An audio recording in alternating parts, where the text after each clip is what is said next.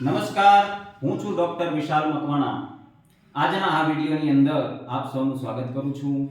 આપ સૌને ખ્યાલ છે કે જીસેટની જે એક્ઝામ છે, ગુજરાત સ્ટેટ એલિજિબિલિટી ટેસ્ટ, જેની અંદર શારીરિક શિક્ષણ વિષયની અંદર જે કેન્ડિડેટ એક્ઝામ આપવાના છે અને ફિઝિકલ એજ્યુકેશન સાથે સંકળાયેલા જે કેન્ડિડેટ છે એના માટે આપણે વિડીયોની સિરીઝ લઈને આવી રહ્યા છીએ. અગાઉનો એક વિડીયો આપણો અપલોડ થયેલો છે, જેની અંદર આપ સૌને ખ્યાલ છે એમ કે ચેપ્ટર 1 અને શારીરિક શિક્ષણનો ઇતિહાસ અત્યારે ચાલી રહ્યો છે અને તેનો વિડીયો એક અપલોડ કરવામાં આવેલો છે. જે છે તે પ્રાચીન ગ્રીસનો વિડીયો આપણે અપલોડ કરેલો છે. પ્રાચીન ગ્રીસની અંદર જે કંઈ પણ એવા ટોપિક હતા કે પ્રશ્નોની અંદર આવી શકે છે એવા ટોપિકની આપણે ચર્ચા કરેલી છે. આજે પણ એવા આપણે બે દેશોના શારીરિક શિક્ષણના ઇતિહાસ વિશે આપણે ચર્ચા કરવાના છીએ. એક છે રોમ અને બીજું છે રશિયા. તો જોઈએ આજના વિડીયોની અંદર. ગ્રીસની ચર્ચા થઈ ગયેલી છે. રોમ અને રશિયા પછી બીજા જે દેશો છે એનો ભવિષ્યની અંદર આપણે વિડીયો છે એ અપલોડ કરવાના છીએ. તો સૌથી પહેલા રોમની અંદર શારીરિક શિક્ષણનો વિકાસ. કઈ રીતે રોમની અંદર શારીરિક શિક્ષણનો વિકાસ થયેલો હતો?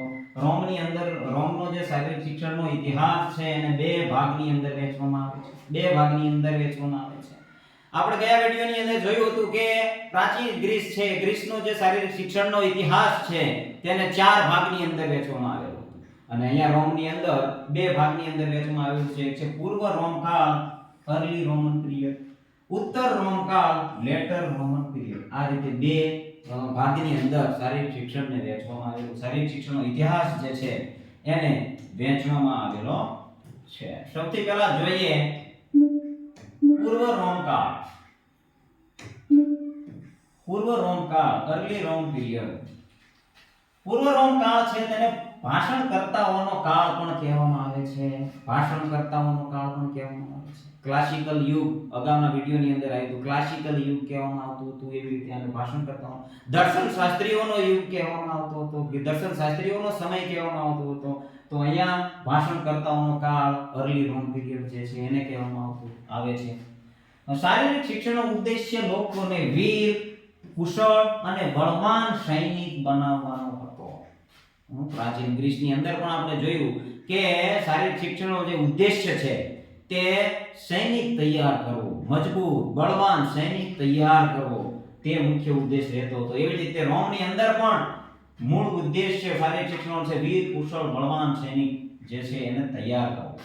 વ્યાયામ શાળાને કેમ્પસ માર્શિયસ કહેવામાં આવતું હતું. વ્યાયામ શાળા જે હતી તેને કેમ્પસ માર્શિયસ કહેવામાં આવતું હતું. કેમ્પસ માર્શિયસ. અને આ જે કેમ્પસ માર્શિયસ નામ છે તે યુદ્ધના દેવતા માર્સ. યુદ્ધના દેવતા કોણ છે? માર્સ. પ્રશ્ન પૂછાય જાય કે યુદ્ધના દેવતા કોને કહેવામાં આવે છે? તો માર્સ.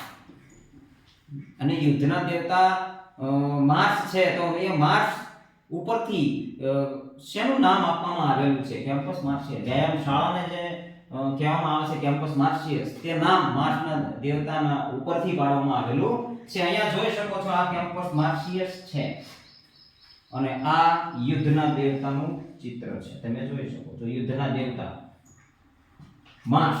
જે માર્સ છે યુદ્ધના દેવતા, એ પણ અહીંયા અગત્યનો છે. પ્રશ્ન યાદ રાખવાનો છે યુદ્ધના દેવતા કોને કહેવાય છે અને કેમ્પસ માર્શિયસ નામ કયા દેવતાના નામ ઉપરથી પડેલું છે, તો એ તમારે યાદ રાખવાનું છે. તેની અંદર આપણે જોઈએ તો ઈસવીસન પૂર્વ 224 માં બ્રુટલ ગ્લેડિટોરિયલ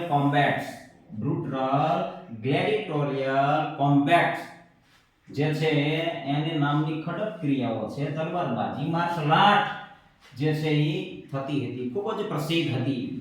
બ્રુટલ ગ્લેડિટોરિયલ કોમ્બેટ જે છે, પ્રશ્ન એવો પૂછાય છે કે બ્રુટલ ગ્લેડિટોરિયલ કોમ્બેટ જે છે ઈ કોની સાથે સંકળાયેલ છે? તો રોમ સાથે. રોમન પીરિયડ અથવા રોમન કાળ પણ આપેલું હોય ઓપ્શનની અંદર, તો આપણે ઈ જે છે ઈ ટિક કરવાનું રહે છે. અહીંયા જોઈ શકો છો બ્રુટલ ગ્લેડિટોરિયલ કોમ્બેટની અંદર કઈ રીતે ખડક ક્રિયાઓ, તલવારબાજી જે કરવાની હતી, આ પણ ચિત્ર છે. આ પ્રાચીન છે, આ મૂવીનું ચિત્ર છે. આ જે ગ્લેડિએટોરિયલ કોમ્બેટ્સ જે છે એની અંદર જે ગુલામ લોકો હતા, જે ગુલામીની જે રોમન પીરિયડ છે એની અંદર જે ગુલામ કરતા હતા, ગુલામી કરતા હતા એવા લોકોને આમાં ભાગ લેતા હતા અને અંદરો અંદર લડાવવામાં આવતા. અને જો અંદરો અંદર ન લડાવવાના હોય તો કોઈ પ્રાણીઓ સાથે તેમને લડાવવામાં આવતા હતા. અને એની અંદર જો જે હારી ગયેલા જે ખેલાડીઓ હોય છે, જે વ્યક્તિઓ હોય છે, જે પરાજય થયો છે જેનો, તે જો રોમની પ્રજા છે એ ઈચ્છે અથવા તો રોમના રાજા એ ઈચ્છે તો એને મૃત્યુદંડ પણ આપવામાં આવતો હતો. અને જો એ ઈચ્છે કે એને છોડી દેવો તો તે વ્યક્તિને કે તે ખેલાડીને પરાજય થયેલો છે તેને છોડી દેવામાં પણ આવતો હતો. તો આ ખૂબ જ અગત્યનું છે, યાદ રાખવાનું છે. આગળ જોઈએ તો ઉત્તર રોમ કાળ, લેટર રોમ પીરિયડ. ગેલન કોણ છે ગેલન? તો અહીંયા ગેલનનો ફોટો. ગેલન છે નામના પ્રસિદ્ધ દર્શન શાસ્ત્રી હતા આ સમયની અંદર, અને ચિકિત્સા શાસ્ત્રી છે. દર્શન શાસ્ત્રી અને ચિકિત્સા શાસ્ત્રી બંને હતા. કોણ હતું? ગેલન. ગ્રીસની શિક્ષણ પ્રણાલી જે છે એને લેડર પદ્ધતિ કહેવાય છે. શું કહેવાય છે? લેડર. અહીંયા જે છે ચિત્રની અંદર લેડર પદ્ધતિને અપનાવવામાં આવી. લેડર પદ્ધતિ ચિત્રની અંદર દબાઈ ગયું છે. લેડર પદ્ધતિ જે છે અપનાવવામાં આવી હતી તેની અંદર પ્રાઇમરી સ્તરની અંદર એટલે કે સ્કૂલ ઓફ લિટરેચર, પ્રાઇમરી સ્તરની અંદર શું હતું? School of literature. સેકન્ડરી સ્તરમાં સ્કૂલ ઓફ ગ્રામેટિક્સ તથા હાયર સેકન્ડરી સ્તરમાં સ્કૂલ ઓફ લેટર. આ પદ્ધતિ એમાં સામેલ કરવામાં આવેલી. કઈ પદ્ધતિ? લેડર પદ્ધતિની અંદર જે પ્રાઇમરીની અંદર સ્કૂલ ઓફ લિટરેચર, સેકન્ડરી સ્તરની અંદર સ્કૂલ ઓફ ગ્રામેટિક્સ અને હાયર સેકન્ડરી સ્તરની અંદર સ્કૂલ ઓફ લેટર જે પદ્ધતિ છે એને અમલ કરવામાં આવેલો હતો આ કાળની અંદર. જોઈએ આગળ તો મડબાથ. આપણે ગ્રીસની અંદર પણ મડબાથની ચર્ચા કરેલી હતી. એની અંદર પણ મડબાથ પ્રસિદ્ધ હતું. અહીંયા પણ મડબાથ, માટીમાં સ્નાન પ્રસિદ્ધ છે. અહીંયા ચિત્રની અંદર તમે જોઈ શકો છો માટીની અંદર કઈ રીતે સ્નાન કરી રહ્યા છે. થેરેમે અને બાલ્નિયા બે સ્નાનાગૃહ હતા. આ સ્નાનાગૃહ છે. જો આ થેરેમે છે અને આ બાલ્નિયા છે.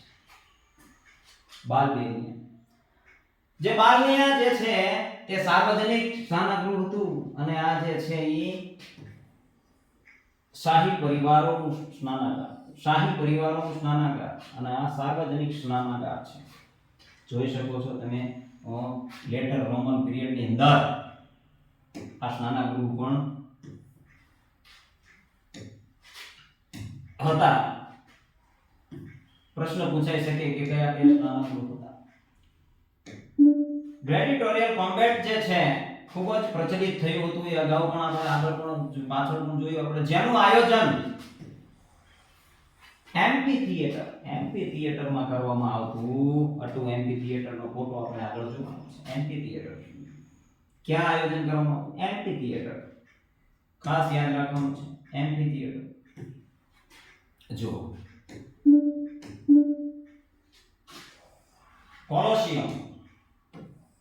કોલોસિયમ જેને ફ્લેવિન એમ્ફી થિયેટર કહેવામાં આવે છે.